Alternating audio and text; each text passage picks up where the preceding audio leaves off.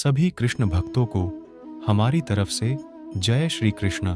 श्री कृष्ण कहते हैं कि मूर्ख इंसान अपना तो नुकसान करता ही है, लेकिन जो उसकी मदद करता है उसका भी नुकसान करता है। श्री कृष्ण कहते हैं कि जीवन में इतने व्यस्त हो जाओ कि पछतावा, दुख, नफरत और डर के लिए समय ही ना बचे। श्री कृष्ण कहते हैं कि कोई भरोसा तोड़े तो उसका भी धन्यवाद करें, क्योंकि वह हमको सिखाते हैं कि भरोसा भी सोच समझकर करना चाहिए। श्री कृष्ण कहते हैं कि जीवन में सुख शांति चाहते हैं तो अपनी समस्याओं और आलोचनाओं को खुद पर हावी ना होने दें।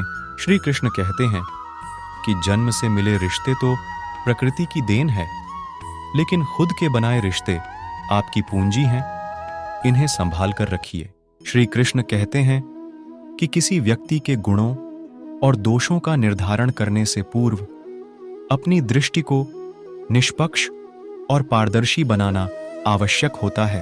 श्री कृष्ण कहते हैं कि किसी को अपनी कमजोरी मत बताओ, क्योंकि अक्सर लोग दूसरों की कमजोरी का फायदा उठा लेते हैं। श्री कृष्ण कहते हैं कि जिंदगी में दो लोगों को कभी भूलना मत, एक वो जिसने तकलीफ दी हो और दूसरा वो जिसने तकलीफ में साथ दिया हो। भगवान श्री कृष्ण कहते हैं कि तू मन छोटा मत किया कर, जहां तेरे अपने मुंह फेर लेंगे वहां मैं तुम्हारा साथ दूंगा। भगवान श्री कृष्ण कहते हैं कि तू किसी के आगे इतना भी मत झुक कि वह तुम्हें गिरा हुआ समझने लग जाए। श्री कृष्ण कहते हैं कि लोग तुम्हारी कदर तभी करेंगे जब तुम उन्हें उन्हीं की तरह नजरअंदाज करना सीख जाओगे। श्री कृष्ण कहते हैं कि दीपक का जीवन इसलिए वंदनीय नहीं है कि वह जलता है, बल्कि इसलिए वंदनीय है कि वह दूसरों के लिए जलता है। श्री कृष्ण कहते हैं कि कामयाबी और नाकामयाबी दोनों जिंदगी के हिस्से हैं, दोनों ही स्थायी नहीं हैं। श्री कृष्ण कहते हैं कि जिंदगी की आधी शिकायतें यूं ही दूर हो जाएंगी अगर लोग एक दूसरे के बारे में बोलने की जगह एक दूसरे से बोलना सीख जाएंगे।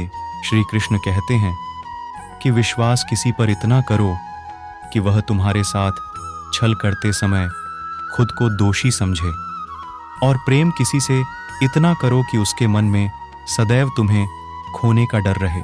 श्री कृष्ण कहते हैं कि चारों वेदों का अर्थ न भी जानो तो कोई बात नहीं, लेकिन समझदारी, जवाबदारी, वफादारी और ईमानदारी, इन 4 शब्दों का मर्म जान लो तो भी जीवन सार्थक हो जाएगा। श्री कृष्ण कहते हैं कि बुद्धि युक्त पुरुष पुण्य और पाप दोनों को इसी लोक में त्याग देता है, अर्थात उससे मुक्त हो जाता है।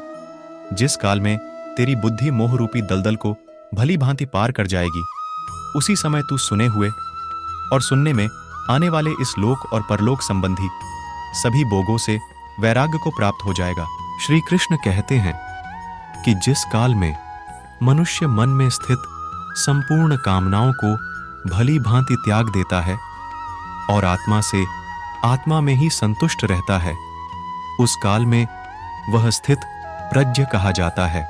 श्री कृष्ण कहते हैं कि दुखों की प्राप्ति होने पर जिसके मन में उद्वेग नहीं होता, सुखों की प्राप्ति में जो सर्वथा मोह रहित होता है, तथा जिसके राग, भय और क्रोध सब नष्ट हो गए हों, ऐसा मुनि ही स्थिर बुद्धि कहा जाता है। श्री कृष्ण कहते हैं कि जिस प्रकार से कछुआ सब ओर से अपने अंगों को जैसे समेट लेता है, वैसे ही पुरुष जब इंद्रियों के विषय से इंद्रियों को सब प्रकार से हटा लेता है, तब उसकी बुद्धि स्थिर है, ऐसा ही समझना चाहिए। श्री कृष्ण कहते हैं कि किससे कब और कितना बोलना है। अगर तुमने यह समझ लिया तो तुम अपनी जिंदगी के सार्थक बन चुके हो। जय श्री कृष्ण।